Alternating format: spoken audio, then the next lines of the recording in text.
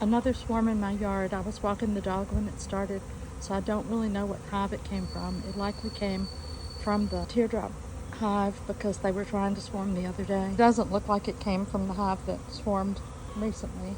Like it's a secondary swarm, although it could be. I don't know if this is a swarm with a mated queen or not.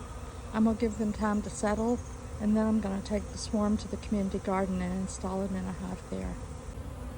Hi everybody. So I'm about to capture a swarm from one of my own hives. I'm not sure which hive I was walking the dogs while it gathered, but here it is. I have a hive who swarmed the other day, or tried to, and then gave up and went back in the hive. The queen apparently didn't go with them. I expect this is that swarm. It rained all day yesterday, which was the day after they tried to swarm.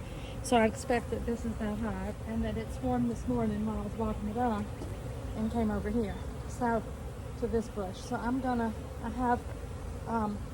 have a collection box down below it on a sheet, and I'm going to cut the branch and put this smaller part of the swarm down in the hive, in the box that I have prepared, and then I'm probably going to have to shake the other. What I'm going to do is cut this branch.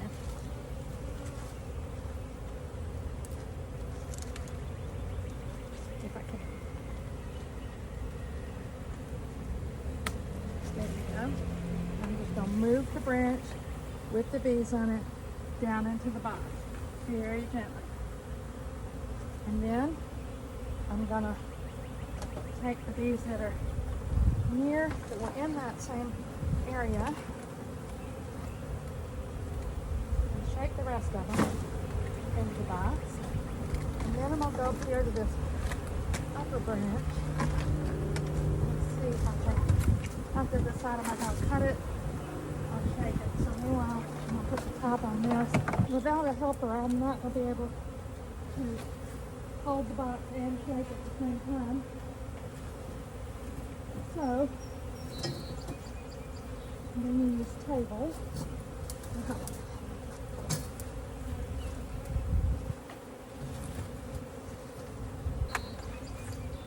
I'll lift my collection box up right here. I'll take the top off of it and shake the rest of these bees into the box. Make sure I've got the box in the right position, not quite. Okay, here we go. You ready? 1, 2, 3.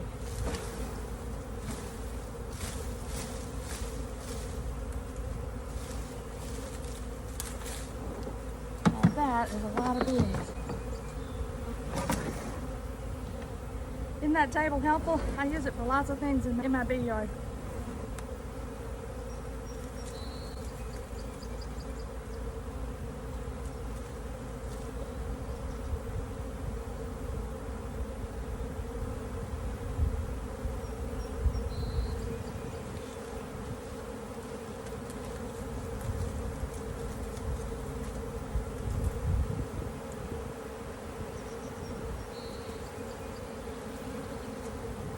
And I have left this area open, and the rest of it is pretty much covered up, so that maybe if they go in there.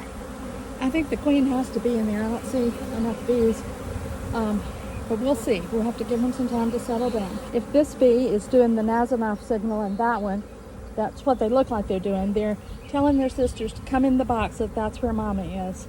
And if that's the case, they should be in here in short order. Meanwhile, I'm going to take these bees to the community garden where I don't have any bees right now. And so I have to use a queen excluder over there to make sure that the bees don't leave, because they don't like the Georgia power lines that are over there. So I've also got I'm going to pack my car while they're gathering themselves together.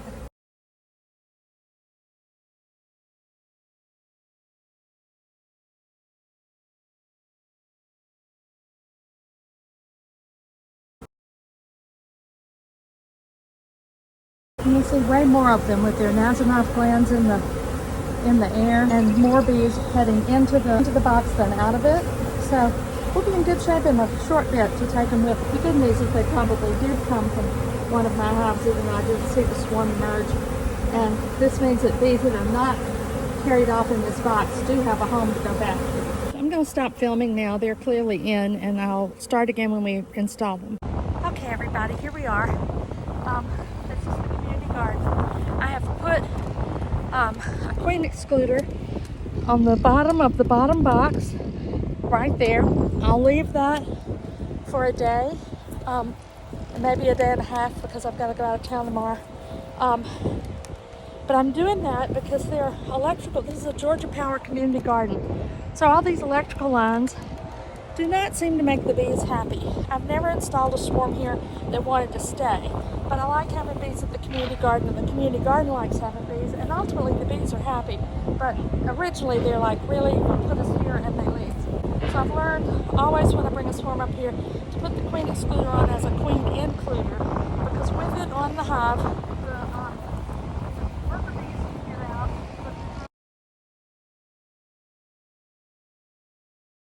Empty space in the top box is set up that way to make it easy to pour the bees from the container into the hive.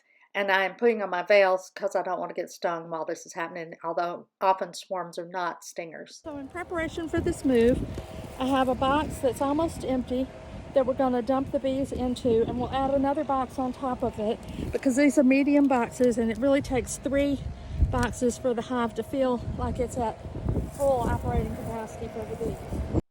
So there are bees clinging to the top of the box. So the first thing I'm going to do is shake those into the hive.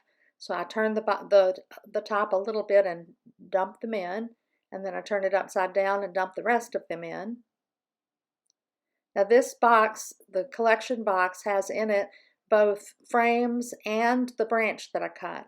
So I'm going to set the top down for just a minute, wrong side up, so that the bees can leave it and go into the hive, and then I'm going to move the 2 frames that are in the collection box. The bees have cooperatively gathered around those 2 frames, making it very, very easy for me to move them into the hive.